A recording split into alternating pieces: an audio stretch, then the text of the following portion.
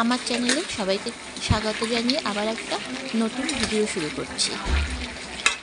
1 মে মে দিবসের দিন সবারই ছুটি থাকে। সেই দিনকে আমি চলে গিয়েছিলাম বাপের বাড়িতে।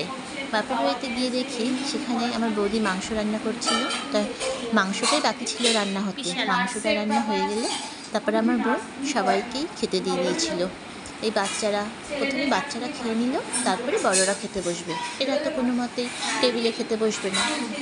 সবসময় এরা যখনই মামা বাড়িতে যাবে সবাই মেঝেতে সবাই একসঙ্গে খেতে বসবে। সবাই খাচ্ছিল আর গল্পও করছিল। যাই হোক, অনেক রকমের গল্প হচ্ছিল এখানে।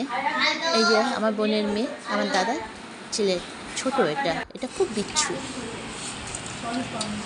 সবাই খাচ্ছিল আর কে কী কতটা দুষ্টুমি করে সব এই নিয়ে গল্প হচ্ছিল। এই যে ছোটটা খুব দুষ্টু।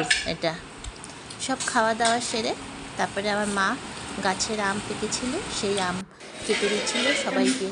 সবাই বসে গল্প করছিলাম আর সেই আম মা কেটে দিচ্ছিল, সবাই খাচ্ছিলাম বসে। কারণ আবার বিকেলে আমাদের ফিরতে হবে, তার জন্যই মা বললো এখন না খেলে আর হবে না। খাওয়া দাওয়ার পরে সবাই গান নিয়ে বসে গেল। এখানে সবাই গান করছিল।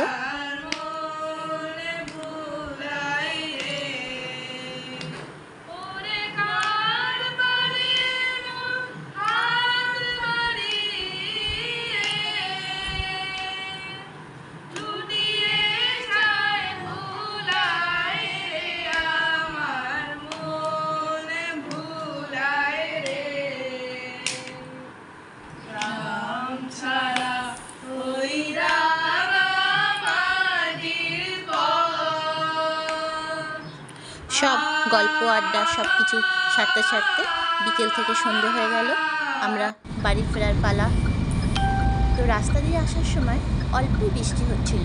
আমাদের ওইদিকে ব্যান্ডেল, আমার বাপের বাড়ি ওইদিকে খুব একটা বৃষ্টি হয়নি, কিন্তু যখন আমি এখানে এসে পড়লাম যে ব্যারাকপুর ইছাপুরের দিকে, এদিকে তো মারাত্মক বৃষ্টি হয়েছে। বাড়ি এসে দেখি এত ঝড় হয়েছে, অর্কিডের এই ডালটা পুরো ভেঙেই গেছে। এখানে টবটা এসে পড়ে রয়েছে। এই যে টব, এই যে পুরো ফুলও ফোটেনি। পুরো ছাদ থেকে অর্কিডের এই যে ডালটা ভেঙে পড়ে রয়েছে। এই যে গাছটা পুরো ভেঙে নষ্ট হয়ে গেছে। আমি তো অবাক হয়ে গেছি, এত ঝড় হয়েছে। এদিকে আম ডাল ভেঙে গেছে, টব ভেঙে গেছে।